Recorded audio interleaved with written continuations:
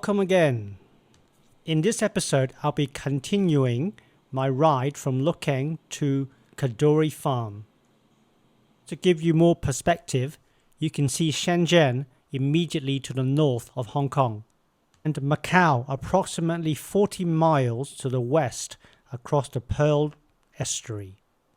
It takes approximately 55 minutes on a jet foil from Hong Kong to Macau. You could go by car across the Hong Kong-Macau bridge.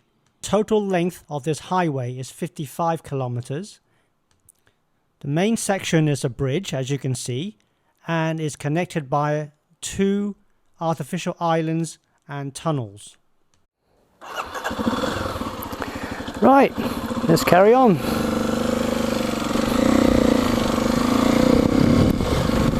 So just come down from the helipad and we're heading to the checkpoint, shall we say?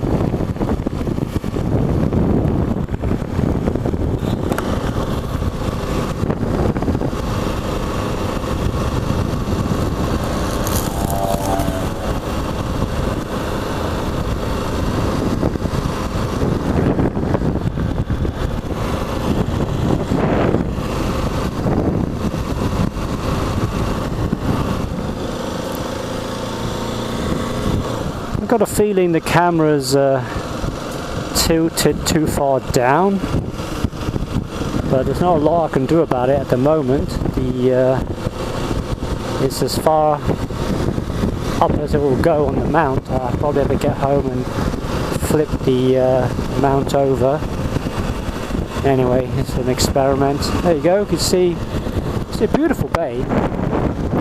So in the morning it's just really magnificent, despite the heavy industry, you know, just round the corner. But that's kind of funny because, you know, this is on this side of the border. It's our sort of country parks, and there's a clear line where you look on an aerial map how development has taken across the border. And I suppose if you look beyond the immediate border and you look at sort of the Greater Bay and the 11 major cities which, you know, surround within the sort of 100-kilometer radius, the population, the GDP, the growth is just staggering. It's a country on itself. I suppose it'd be equivalent to what California is, you know, to America. Right, so, yes, here we go. Chartelcot Road. So, to the left is, you know, I can go there, but to the right, I'm not really allowed. I'll just go there anyway, I'll show you. You see the traffic lights up ahead. That's essentially the checkpoint. Just going to turn around. Anyway, it's tea time. I want my cup of tea. This bit of road I generally try to avoid. It's like it's pretty boring to ride. It's straight. It's where all the heavy lorries go through the border checkpoint behind us. You see all the heavy lorries I'm talking about in convoys usually, and because of their size and weight and so on, a lot of the road here is sort of rutted, which is the last thing you want on a motorcycle. If you're not paying attention, it can really, you know, throw you off, especially when it's wet. And the dry is okay, if you mind in the middle road. Yeah, I haven't been along this road for ages and ages. Which is the purpose of this story, I suppose.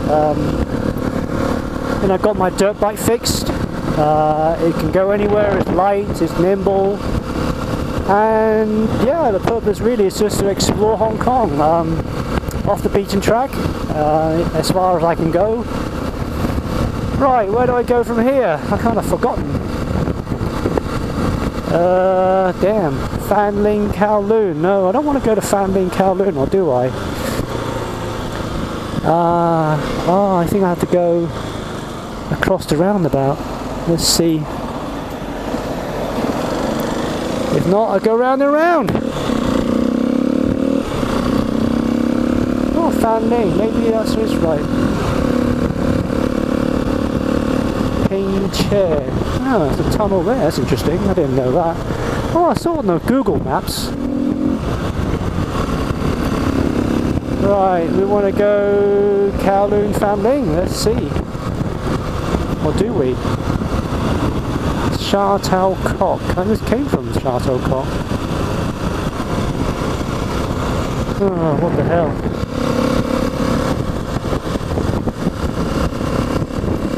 Fanling and Shou Tai Po. Oh, too late now.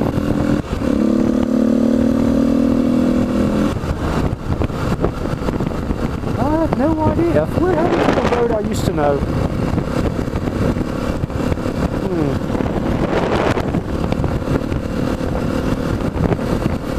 All these new tunnels, no idea.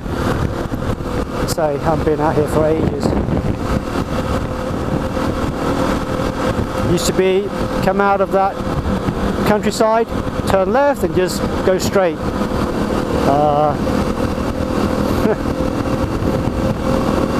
Now it's, yeah, as I say, that's progress.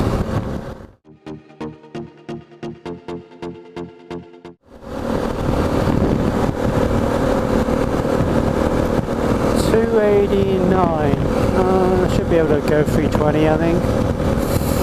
No problem. Certainly don't want to run out of fuel inside a tunnel. Caution an arm and a leg to get a tow truck. And a fine probably.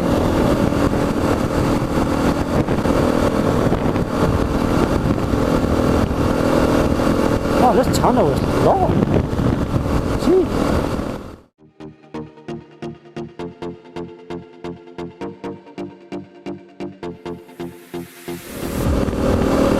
So I guess you'd call this exploring. I mean, going into the unknown. I have no idea where the hell I'm going.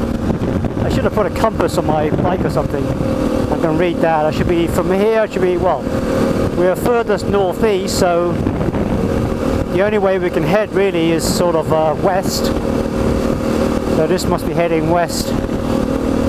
I guess if I come out the end of the tunnel and the sun is shining in my eye, then yeah, that'll make it right.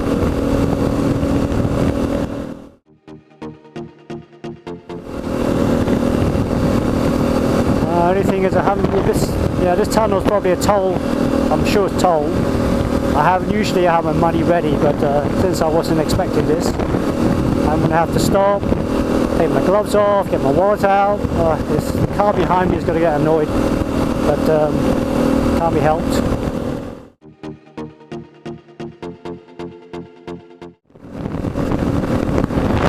Right, so the sun, yeah, you can say it's in my eye, definitely going west then. Tai Po North, that's what I want, yes.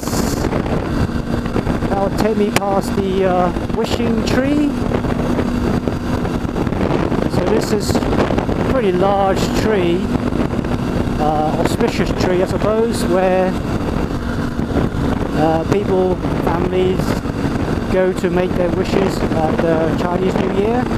Yeah, so the wishing tree, so the, tradition is you get this sort of tangerine, which is like a small orange, and you tie a bit of ribbon paper to it, and you write your wish on it, and you throw it on the tree. And it's like Christmas decoration, I suppose, on a Christmas tree, very pretty and all that. Unfortunately, over the years, the poor tree, these things, all adds up in weight, and plus, in the summertime you get typhoon and what's not. Yeah, the tree basically gave under the weight. So now you're not allowed to throw these tangerines onto the tree. You said you stick your wish on a separate fence or a billboard if you like, but the tree's still there. Thankfully they rescued it, propped it up.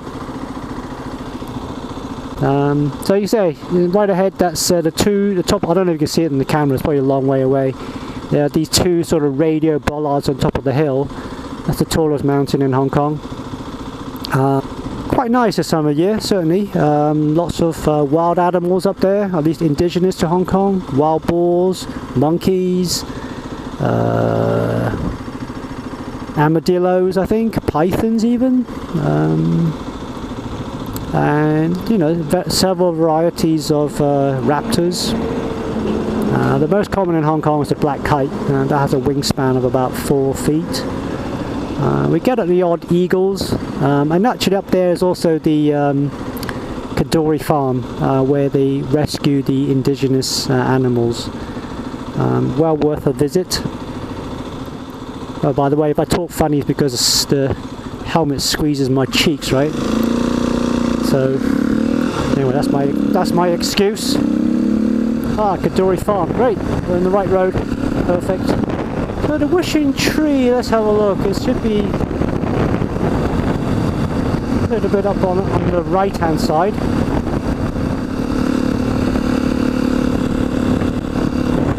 Where's the wishing tree? Oh, it must be this here. Let's see. Yeah, right here. Oh, see the bamboos holding it up? Yeah, there it is. Anyway, this is, you know, one of my favourite roads. It's slow, but it's flowing. Trees on either side. It's just beautiful to be out.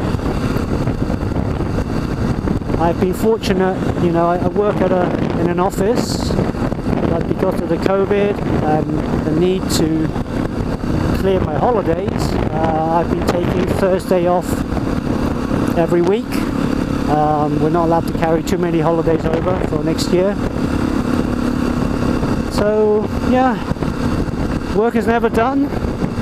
So you've got to bite the bullet and take the days off. And why not? Work-life balance, right? I have to say, got a great bunch of colleagues who cover for me, you know, when I'm not in the office, and vice versa. Very lucky. So Henry, if you're listening, thank you very much. Eric, thank you. Can't do this without you guys.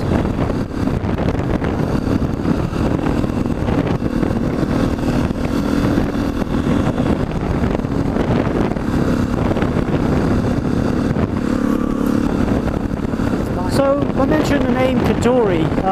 You will know the name, the very famous hotel, the Peninsula, where I think Roger Moore, or was it Sean Connery? Anyway, one of the Bonds, they stayed there, and there's a famous scene, he gets out the ferry and follow that green Rolls Royce, and the taxi said, no problem, you know, like, green Rolls Royces, only Peninsula, right? So, easy peasy. And then this Kadoorie, this farm here coming up on the left, it's, yeah, lovely place to be. Bring your children, here it is, Kadoorie Farm. So I have a nice story to tell. About 10 years ago, when my kids were still little, by the way, they're both adults. One's graduated, my son's graduated, my daughter's still second year uni. Anyway, so about 10 years ago, I was riding along somewhere up around here, and I rescued this baby owl. It caught my eye because there were two hungry crows pecking at it, and had I not intervened, it would have been breakfast for them.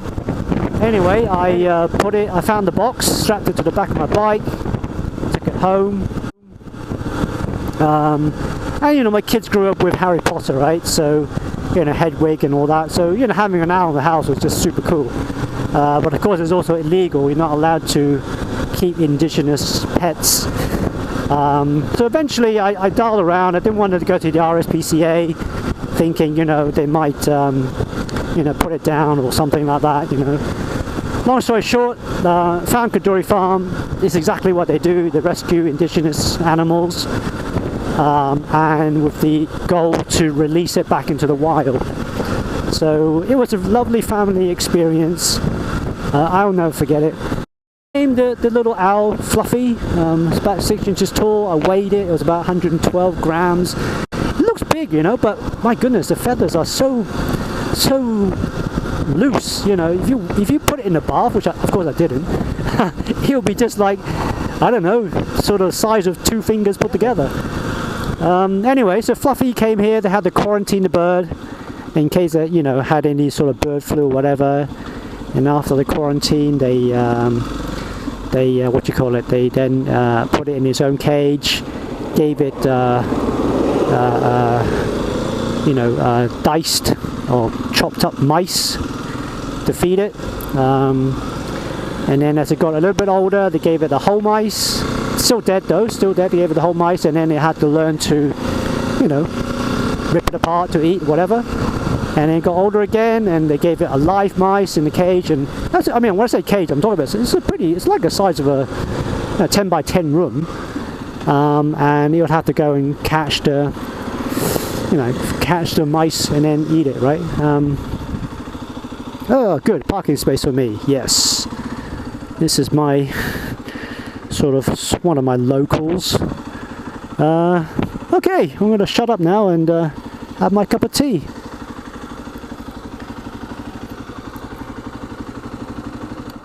So thank you for sticking around until the end. Apologies for the camera angle. The first 3 episodes were all shot in the same afternoon. So after this episode, I promise you the camera angle was fixed and you're not going to have any more neck aches.